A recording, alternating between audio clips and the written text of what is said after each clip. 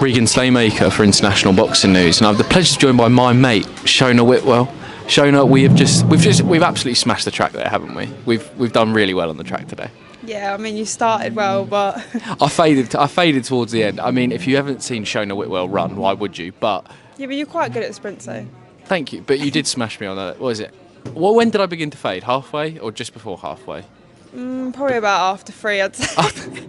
Just being rude. I don't even know why I'm doing this interview. No, you did get a second wind, actually. Did I? About number 7. So, okay, I did, but then faded pretty quickly after that. Yeah. And I think John reminded me that I faded as well. Oh, but yeah, they always do. yeah, but we're here. I mean, camp is nearly over for the first fight of your career with John Ryder as your head coach. I mean, it sounds like a weird question because I'm doing these mornings with you. I see you in the gym, but how has the first full camp gone? Yeah, I mean, it's come at a good time, I think. I've had a good time to settle into the gym. I haven't actually boxed for about a year now, so yeah, feel a bit. I'm itching to go. Like I'm getting itchy knuckles. But yeah, so it's been good.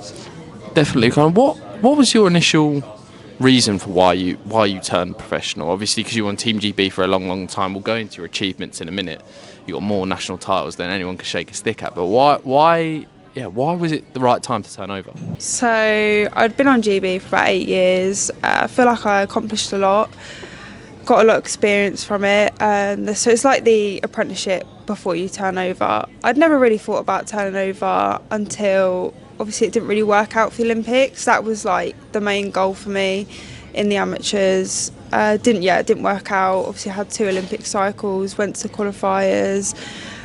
So I kind of just felt like I needed a bit of a fresh start, a bit of a change. So here we are.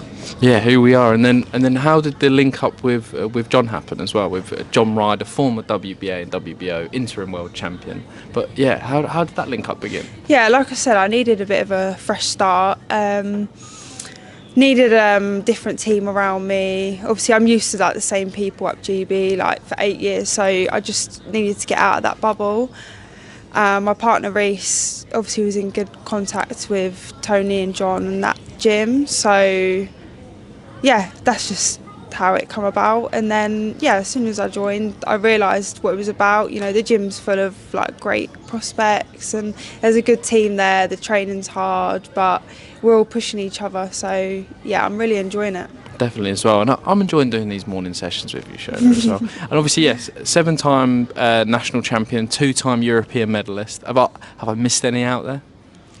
No, just like, you know, I've got plenty of gold medals from the international tournaments. Yeah. But yeah, I just gained so much experience from being a part of Team GB. So yeah, even though it didn't work out at the Olympics, like that's all experience gained. It definitely is, and you've got loads of accolades there as well. But if I had to ask you what win stands out to you the most, it might not even been one of those national titles. It might have been like a quarter-final, a semi-final. Because even to win these tournaments, you need to beat good people, right? Yeah. I mean, what win stands out to you the most? That's a good question. I feel like I've just boxed so many people. Like I've boxed everyone. Yeah. But I would say, even though I've boxed in like, you know, these major tournaments and boxed, you know, Olympia and stuff like that, I'd still say like the best win for me was winning my first elite ABA title. You just couldn't beat it. Like the buzz around it, the boxing 3 consecutive days, like 3 wins. You couldn't beat it. Who did you beat in that tournament? So I'd say like who did I beat in the quarters? Beat a good girl in the quarters. Can't actually remember. And then the semis was against Sandy Ryan, who, so that was like my final for me, because I knew like this is going to be the toughest fight.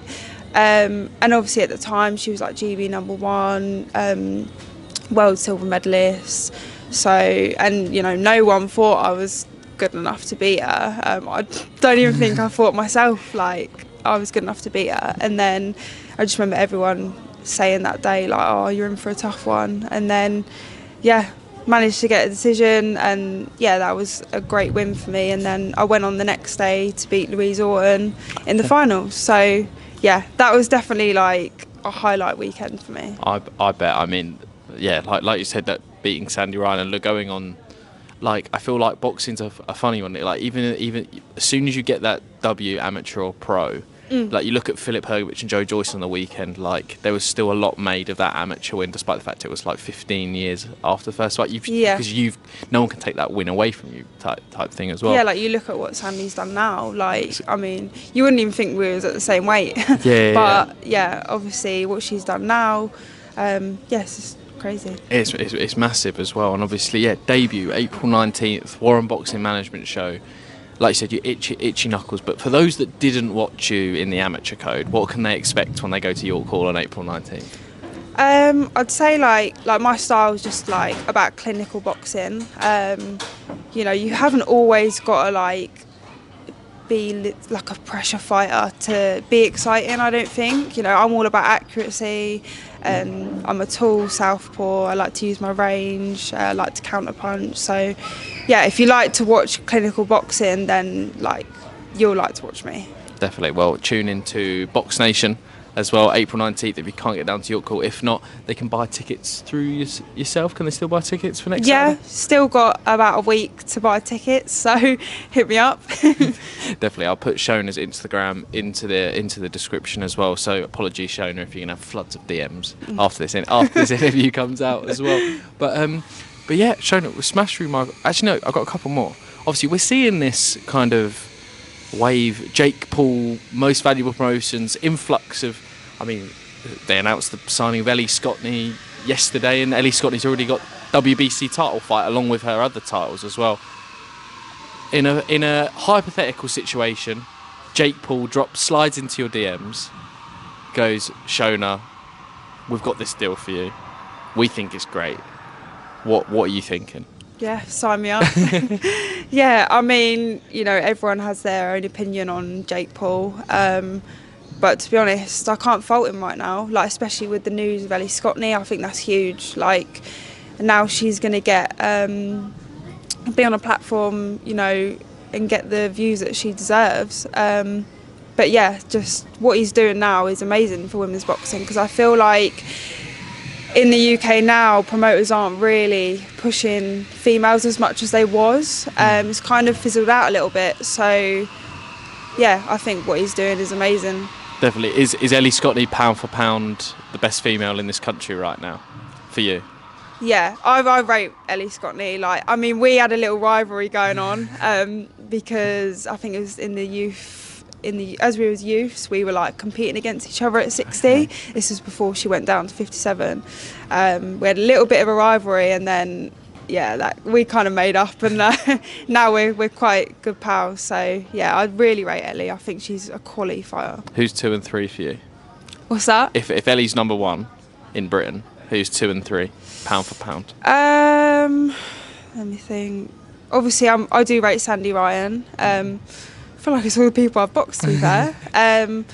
I really rate Caroline Dubois as well. I think she'll go far. Yeah, it's all people that have actually come through GB, to be honest, have come through that kind of route, that seem to be, you know, doing really well. Definitely, you can't argue with that top 3 as well, Shona. I mean, yeah, breeze through my questions, mate. But final one, we ask everyone who comes on the channel this. Your stable mates have all answered this question. Even John when he was still fighting, even Tony. When all's said and done, what does boxing mean to you? I mean, kind of means like everything. Like, it's all I've ever known. But I feel like it gives me a purpose. So I'd say, yeah, boxing gives me a purpose. That's what it means to me, I think. Perfect. Shona Whitwell, thank you very much, and make sure you grab tickets for York Hall next Saturday. A lot of prospects on the card, but most importantly, Shona Whitwell is making her professional debut. Cheers for that, mate. Thank you. Bosh.